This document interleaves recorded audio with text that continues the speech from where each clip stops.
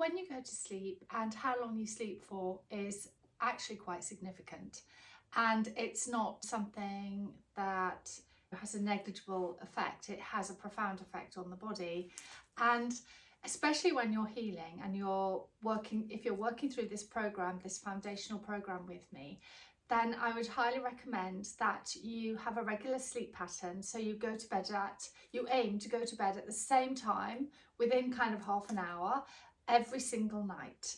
So I would encourage you to kind of jump onto that and really get started as soon as possible. So along with the drinking of water, etc., really establish a good bedtime routine. And what do I mean by a good bedtime routine? So I recommend that you eat your last meal of the day 2 hours before you go to bed. And I also recommend that you get yourself tucked up into bed by around 9:30. And I know that that sounds crazy to some people who are night owls and they don't go to bed until 10, 11, 12. But by doing that, you are actually compromising your body's ability to detoxify naturally. Also, healing is almost impossible. So detoxing and supporting your body's elimination in this way, sleep is really dependent on that. So yeah, if you are a night owl, if you're struggling to bring your bedtime routine forward, I would just recommend that you really focus on it, make it a priority, and consider bringing it forward gradually. So, you know, don't be sort of hardcore and really tough on your body and really, Julia said you have to go to bed at 9, it's really strict. No, just be kind, be loving to yourself. Take the time and just slowly integrate a different bedtime routine and an earlier going to bed routine. So eating earlier than you would normally is so important, hugely important for your digestive system. And I would argue that you will wake up feeling much brighter if you're not trying to digest your food overnight. I would really invite you to think about bringing to your life the concept of eating earlier or eating super light, like having perhaps in the winter, having soup. In the summer, you could have like a much lighter meal. I don't recommend a lot of salad to people, which I know a lot of people are surprised about.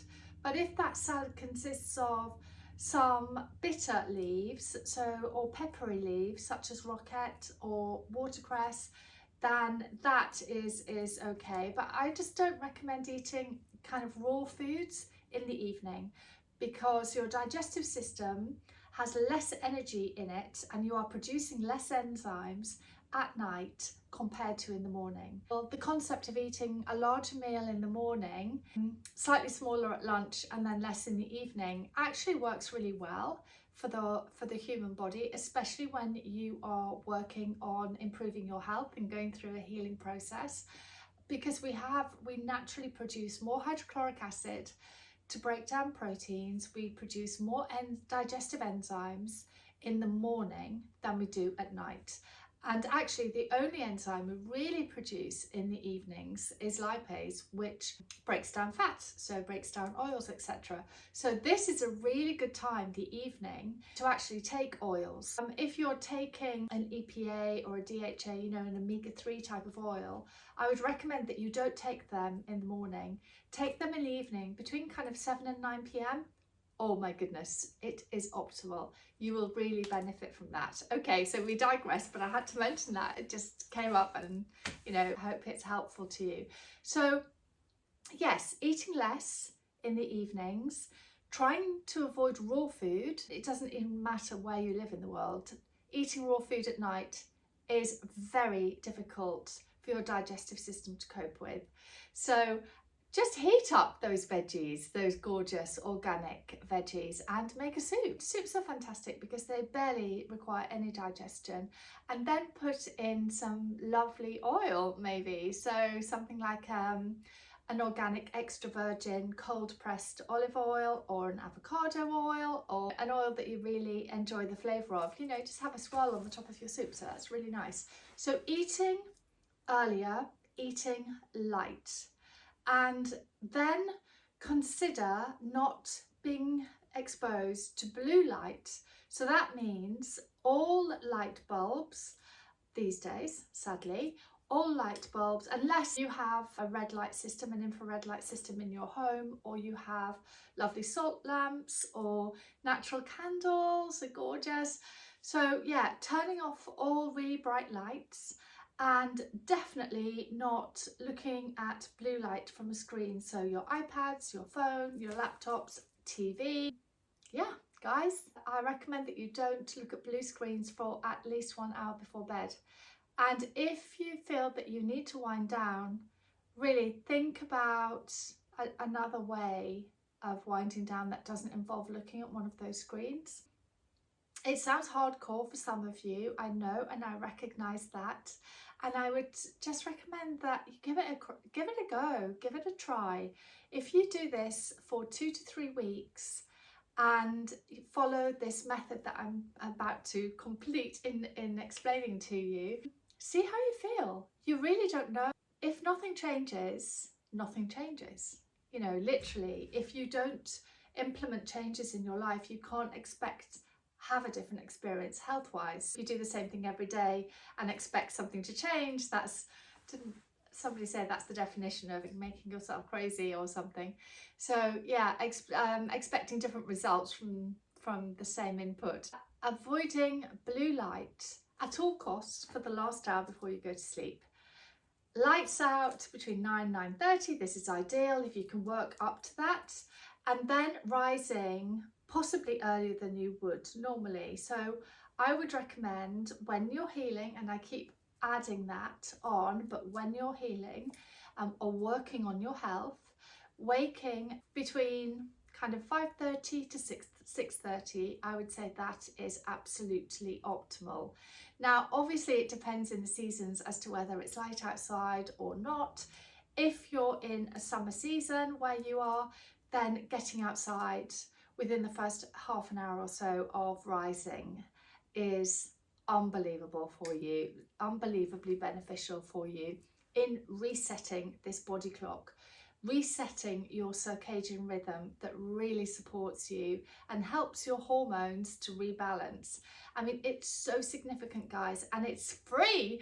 Like, this is free. So just changing the way you manage your sleep and your bedtime routine and what time you wake up in the morning, and a few little habits, lifestyle habits, it's free and it's profound. You know, like I said a moment ago, like tiny changes, they may feel significant to you at first, and I really appreciate that. But oh my goodness, what have you got to lose? It's free. It's not like signing up to a membership at the gym or anything. It's like, it's free. No guilt. Just keep working on it. Obviously, once your health is moving in the right direction and you're starting to feel really good and your energy is really consistent during the day, and you know, you're just feeling the benefits of these changes, then yes, you know, you can have late nights, you can do stuff, you know, and working with the seasons, of course, as well. In the summer, we have longer days. You don't need to go to bed quite so early. But if you are starting this in the summer and the days are longer, if you could choose to do so, I still would stick to this 9:30. If you can just find like even a week's window where you don't have any social commitments, or you can actually squeeze this in, I still would recommend that you do so in the summer. So just because it's summer doesn't mean that you can't do this work. So yeah, going to bed earlier and waking between 5:30 and 6:30, getting outside as soon as you can. And of course, in the winter, it's quite difficult. It's more like sort of 7 o'clock that starts to get light. So literally go outside, go for a stroll. It doesn't need to be much, just kind of 20 minutes. But what's important is that you don't wear sunglasses, because we want the full spectrum of light from being outdoors to have an interaction with your retina in your eyes, your retinas. So that has a chemical reaction in your body and tells your body to start producing cortisol. So this is the only time in the day that we want cortisol production. Cortisol is a kind of stress hormone, but we want it to, in the morning, to be present for that get up and go.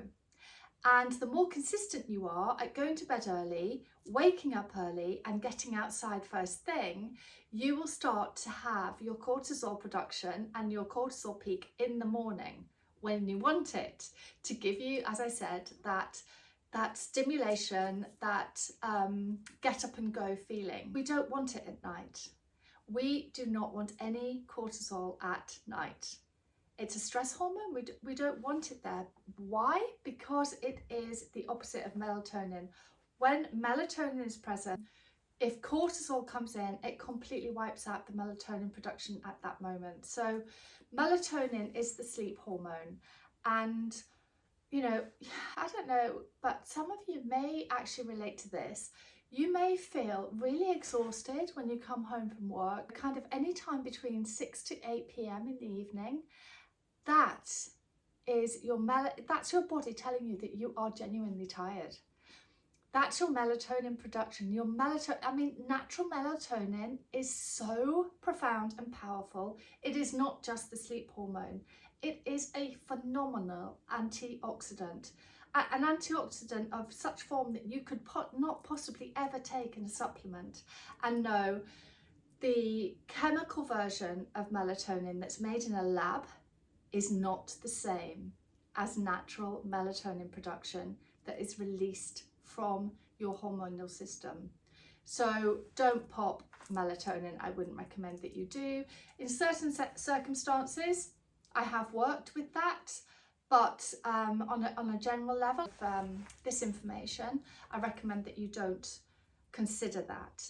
What we want is for your body to make these hormones and to release these hormones naturally within yourself. So if you take something synthetically, then your body won't do that job, will it? It will just think, oh, you know, there's something going on there. I don't need to produce that myself. But let me tell you, the anti-aging effects, the fighting of free radicals, that's just to name a couple of benefits of melatonin. Google it if you like, have a look, because it is so profound. It is so incredible, and it really is for those of you who care about how you're aging, really consider this whole protocol around sleep and changing your sleep pattern to support that. So we want you to eat early, to avoid raw food, to avoid blue light an hour before bed, to get yourself to bed in lovely candlelight, etc. between 9:30, that would be ideal, and to be rising between 5:30 and 6:30.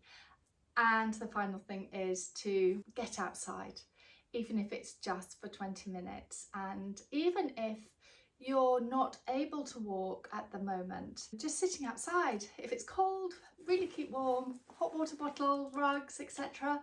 But be exposed to the sunlight. Obviously, do not look directly at the sun, but just being in daylight, even if it's raining, so we can all wrap up in the rain. You know, I know that it's like not always the nicest, but rain, snow, hail, it doesn't matter. Just really wear appropriate clothes. Make sure that you're warm, especially your lower back, to support your adrenals and your kidneys during this work. Yeah, I just really invite you to get outside and to follow this routine, which will really support your body's hormones, but your ability to eliminate toxins, because that all happens overnight. If you're up in a nightclub drinking alcohol, we've all done it, it's great and it's fun, but you can't afford to do that if you're sick and if your health isn't optimal. So there's always time for that, you guys, always time. You can always go back to that and have the odd night where you do that. But I would first of all encourage you to create a really lovely circadian rhythm, to get your body clock back on board, to be able to detoxify overnight, because that is when the detoxifying organs such as your liver and your lungs are working optimally to eliminate waste. So make that job easier for your body to do.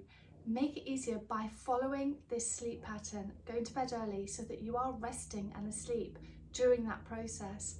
And then, as I said in the previous video, as soon as you wake up, drinking a really nice amount of water before you do anything, so that you're flushing away the toxins that have been released, and then getting outside.